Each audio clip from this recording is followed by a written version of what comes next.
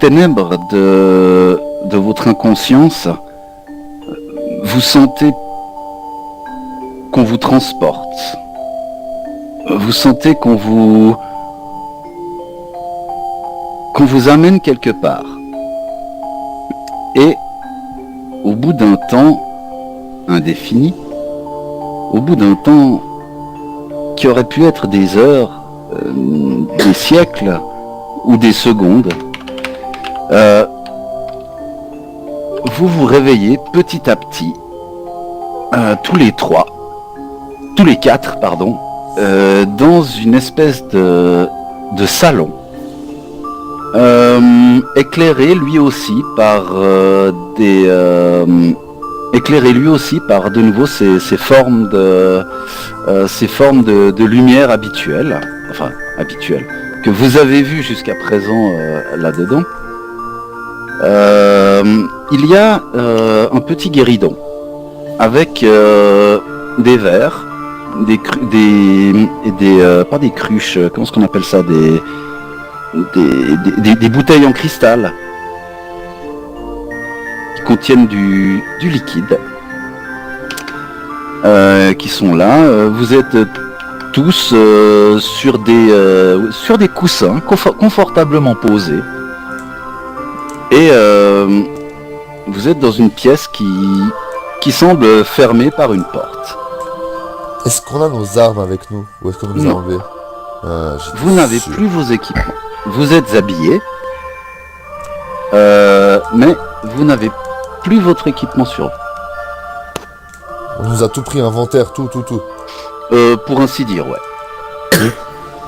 Ok, bon, moi j'ai toujours mes griffes, même à poil, je peux me battre. Et on n'a plus du tout l'eau bénite qu'on avait sur nous. Exactement.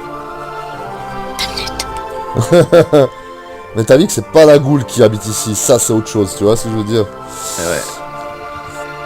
Ouais. Si on observe un peu la pièce, qu'est-ce qu'il y a d'autre? Est-ce qu'il y a une fenêtre par exemple? Non, ça a l'air d'être un salon sans fenêtre, avec il y a des tentures, et c'est assez richement meublé. Ah, c'est pas la tanière à gens pauvres, quoi. Non, du tout. Cependant, la décoration semble un peu dérangeante. Il y a ici et là des crânes de diverses espèces. Et le sang se glace dans vos veines quand vous vous apercevez qu'il ne s'agit que de crânes d'espèces intelligentes. Oula. Et au bout d'un certain temps, un bruit de verrou se fait entendre et entre dans la pièce. Un individu est lancé, aux oreilles pointues, aux doigts agiles et à l'air ténébreux. Cet individu portant 2 épées courtes vous parle dans une langue que vous ne comprenez pas. Il y a juste quelques mots, quelques sonorités qui parlent un petit peu à Rain et à Srendil, mais sans plus. Ouh. Et il a les armes au clair ou bien elles sont rengainières? Il a les armes au clair. Et il a quoi comme expression sur le visage? La même que celle que tu vois là. Je passe en mode sanguin et je sors mes griffes. Et je me mets devant mes amis. Je veux qu'ils... Okay. Là, il répète la même chose que ce qu'il a dit au préalable. Et il se recule et s'écarte de la porte. Essayez de lui parler en elfique. Quand il entend les intonations de ta voix, tu vois, il lève la lèvre supérieure, il racle sa gorge et il crache au sol. Et il redit la même chose, mais sur un ton plus fort. Et moi je lui réponds. Et là, il fait un signe de tête, et un signe avec une de ses épées, vous montrant la sortie de la pièce. Et il veut qu'on le suive, je pense.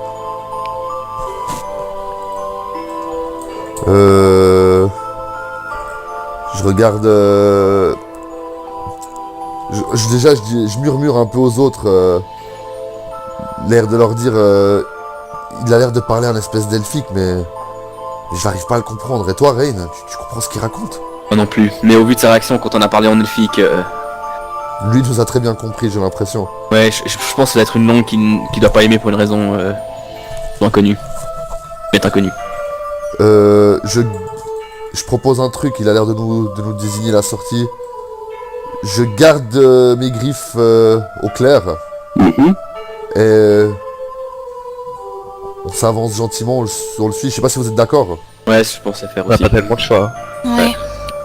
Ok, on le suit, mais je garde mes griffes au clair et je lui fais bien comprendre que j'hésiterai pas à m'en servir si je devais me défendre.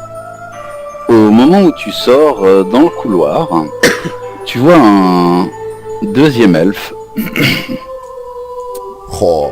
qui attend avec sa dague au clair aussi et qui est en train de se curer les ongles. Étant appuyé contre le mur avec un pied contre le mur et puis l'autre pied par terre, il est en train de se curer les ongles. Nonchalant au possible, quoi, le mec. Exactement. Leur morphologie, est-ce qu'elle nous rappelle quelque chose? Ah carrément. C'est complètement elfique. Ouais, d'accord. Hein. Y a pas... Ah ouais, c'est purement elfique, je veux dire, y a pas de demi-elfe là-dedans, quoi. Non, non, c'est de l'elfe. Mais vous avez jamais vu d'elfe comme ça. C'est des elfes... Est-ce que... question... Est-ce qu'éventuellement, ma mère m'aurait déjà raconté des histoires sur des tribus elfiques, d'autres tribus elfiques, éventuellement? Tu vois, vu qu'elle, je sais qu'elle a grandi dans la forêt je sais plus le nom maintenant, mais... dans la forêt au nord, là. des elfes. Effectivement, maintenant ça te revient. Et est-ce que, voilà, elle me parlait, tu sais, de raconter j'imagine que j'étais petit pour m'endormir, elle me racontait des légendes elfiques. Et est-ce qu'elle m'en a parlé d'autres tribus d'elfes, peut-être? Alors, d'abord t'as cherché dans les légendes qu'elle racontait pour t'endormir, et t'as pas trouvé. En revanche, tu te souviens qu'elle t'avait dit, plus d'une fois étant petit, que si tu continuais à la rendre folle, les drows viendraient te chercher. Ouais, j'étais sûr. Maman, Et les c'est dro- quoi des drôles? Ah, mon fils, ce sont nos frères des profondeurs, ou plutôt nos cousins, qui ont Oh. renié la forêt, qui ont renié le bien, pour se livrer au culte de la déesse araignée. Eddie, ils sont méchants les drôles, maman. Ils sont méchants. Eddie, ils se battent les drôles, maman. Et ils se battent comment les drôles, maman? Plutôt bien. C'est... L'on dit chez les elfes que c'est le mal incarné. Ok. Et genre, je sors de ce flashback. Et est-ce que j'ai le temps d'en faire part à mes camarades ou est-ce on doit avancer absolument? Tu peux leur dire. De toute façon, les deux...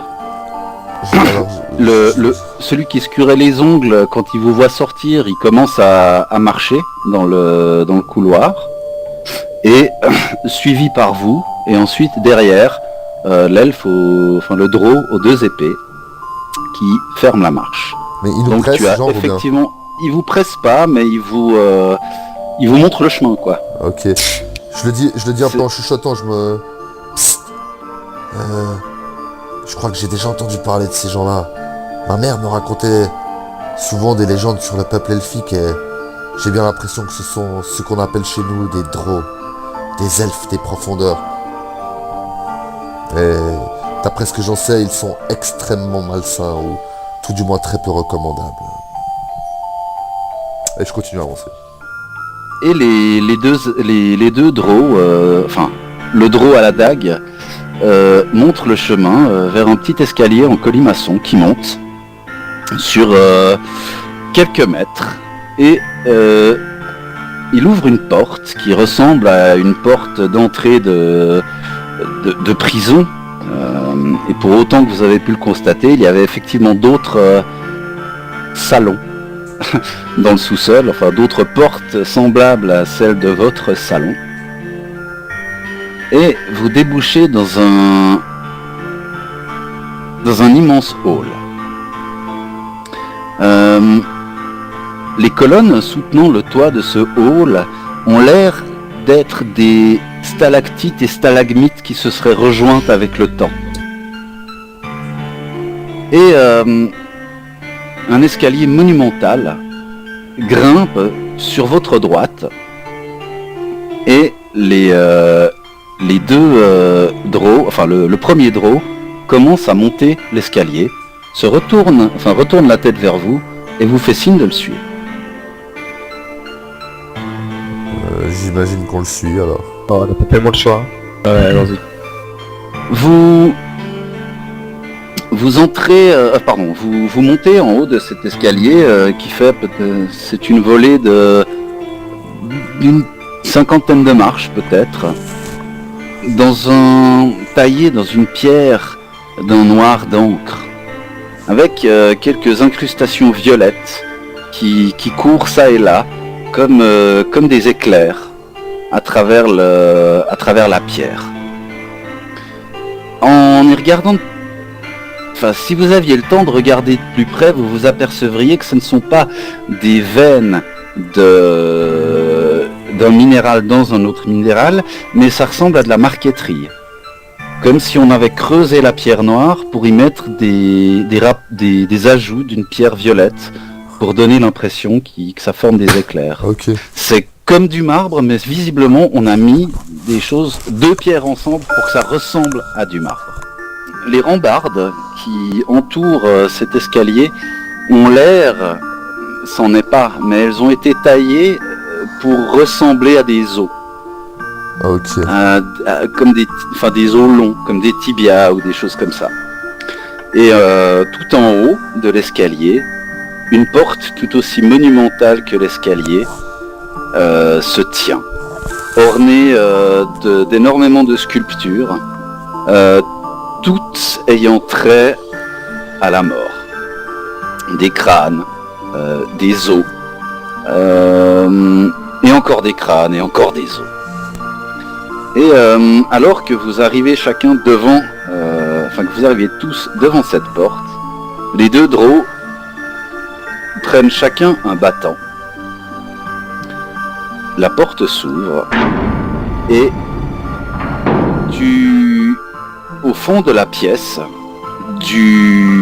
se situe un trône duquel se lève une créature improbable. Une créature faisant près de 2 mètres de haut, au crâne surallongé, d'une peau comme caoutchouteuse, violacée, avec des espèces de tentacules qui sortent de son visage, à l'emplacement où devrait se situer sa bouche. Le bout des tentacules roses descend presque jusqu'à ses pieds, venant chatouiller une longue robe noire et violette. Oula. C'est alors que dans vos têtes résonne à nouveau, dans chacune de vos langues respectives, la même voix que tout à l'heure. Venez à moi. Ok. Que faites-vous? J'attrape mon symbole sacré et je le serre fort. Je lui demande en commun. Qui êtes-vous? Abstérion. Est-ce que ce nom nous dit quelque chose? Pas plus que ça. Que nous voulez-vous?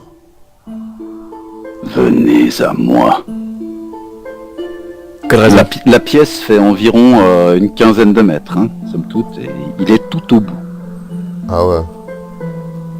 Quelle raison d'Orion? La pièce est faite de... sur les côtés, il y a de l'ombre. Vous voyez pas ce qui donne dans l'ombre. Mais vous voyez des colonnades, comme tout à l'heure, qui ont l'air d'être comme des stalactites qui qui descendent du plafond pour se fondre dans les stalagmites qui montent du sol. Une espèce de tapis violacé rejoint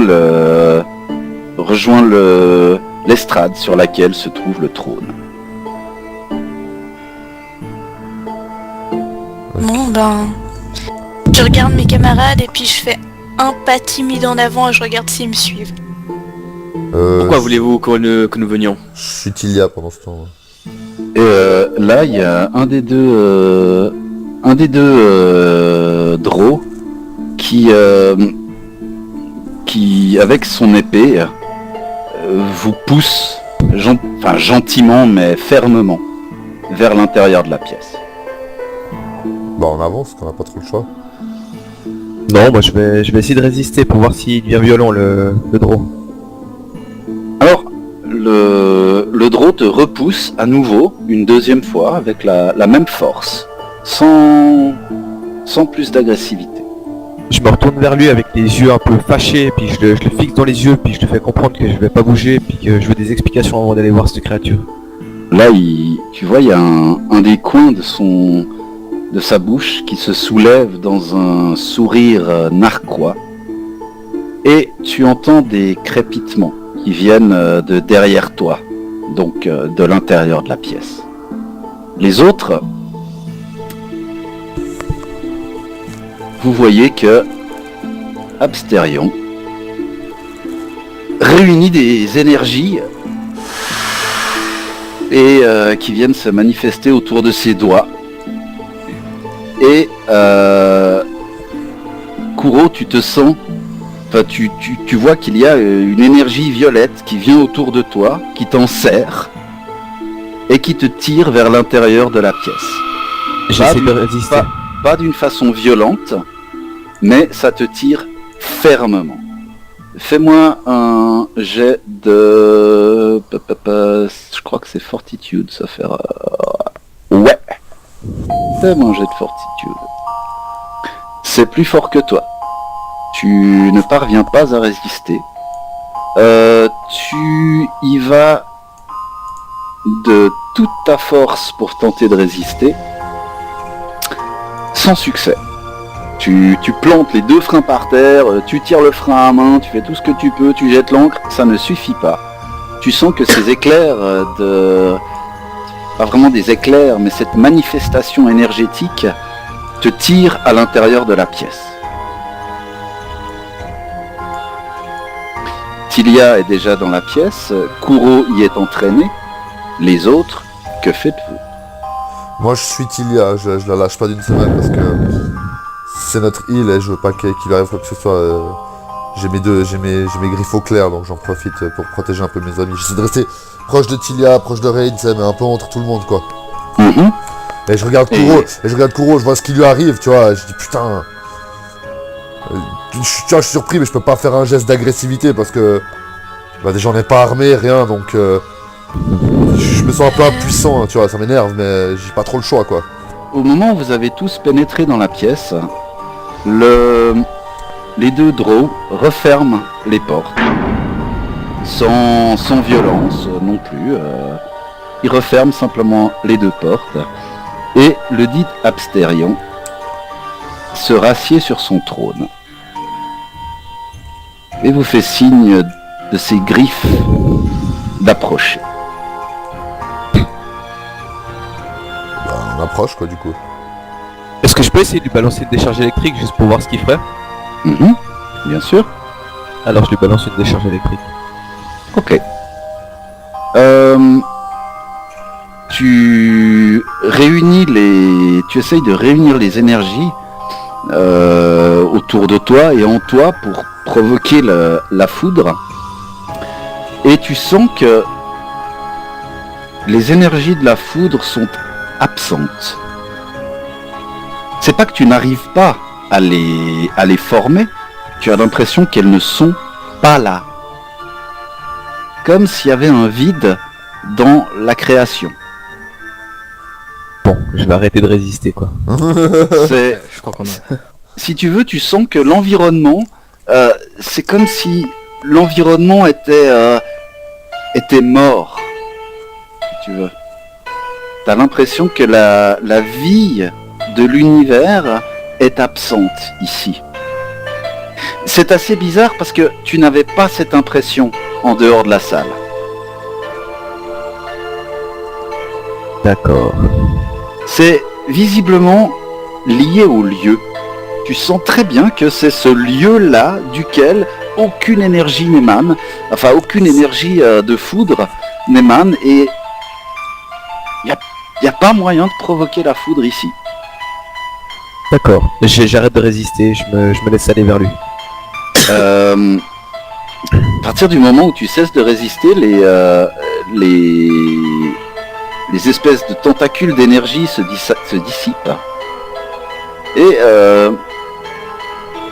Absterion est toujours assis sur son trône et vous laisse approcher. Il ne dit rien. Il se tient patiemment sur son trône, attendant que vous vous approchiez. Et au fur et à mesure que vous avancez, vous voyez de mieux en mieux les détails de cet être si étrange. En arrivant au pied de son trône, vous voyez qu'il sort de sous sa robe, des replis de sa robe, un sablier. Ce sablier tient comme en lévitation au-dessus de sa main, au-dessus de ses griffes. Et vous voyez qu'il émane de l'intérieur de ce sablier une lueur dorée, une lueur paisible, une lueur de paix. Vous avez déjà ressenti. Oh. Mais une chose vous interpelle, c'est que le sable dans ce sablier ne tombe pas. Il monte. Absterion vous regarde de ses yeux quasi lumineux et il tend son bras devant lui avec toujours en lévitation au-dessus le sablier. Et vous voyez que ses griffes se resserrent autour du sablier et le sablier éclate en plusieurs milliers de morceaux. À nouveau, une douleur phénoménale se fait sentir au coin de vos tempes, mais ce coup-ci plus besoin de coups sur la tête pour tomber dans les pommes. Vous retombez dans l'inconscience.